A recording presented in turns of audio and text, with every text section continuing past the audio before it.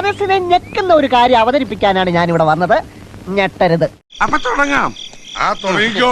Almost ഒരു Instagram influencer ആണ്. ഭയങ്കര ക്യൂട്ടാണ്. കുറെ ആൾക്കാരുടെ ക്രഷാണ്.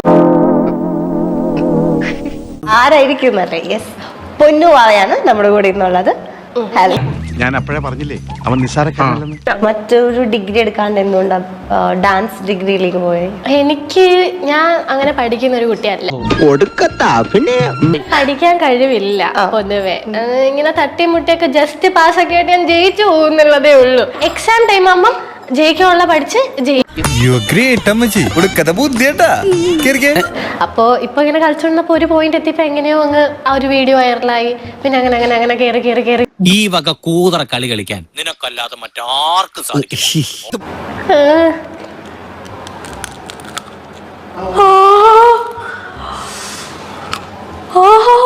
നീ കൊള്ളാമല്ലോടി പെണ്ണെ.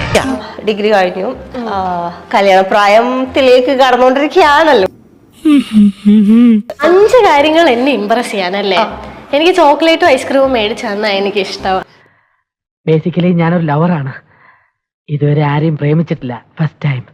എനിക്ക് എന്നെ കറങ്ങാനൊക്കെ കുറെ എടുത്ത് കറങ്ങാനൊക്കെ കൊണ്ടുപോയി കുറെ തിന്നാനൊക്കെ തന്നു കഴിഞ്ഞാൽ എനിക്ക് സ്നേഹം.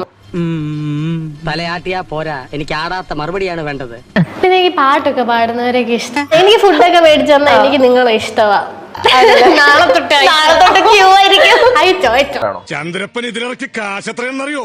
ഇതൊക്കെ തിരിച്ചു പിടിക്കാൻ നീ എനിക്ക് മാസം 50,000 രൂപ ശമ്പളം കിട്ടുന്ന ഉദ്യോഗം തരുമോ? പൊന്നുമാവ ഫിലിമിലൊക്കെ കേറി ഭയങ്കര അടിപൊളി ആക്ട്രസ് ആയി. എല്ലാവർക്കും സന്തോഷമായല്ലോ. എനിക്ക് സന്തോഷമായി. എല്ലാവർക്കും പിരിഞ്ഞു പോവാം. ഞാൻ പോകുന്നു. Bye bye.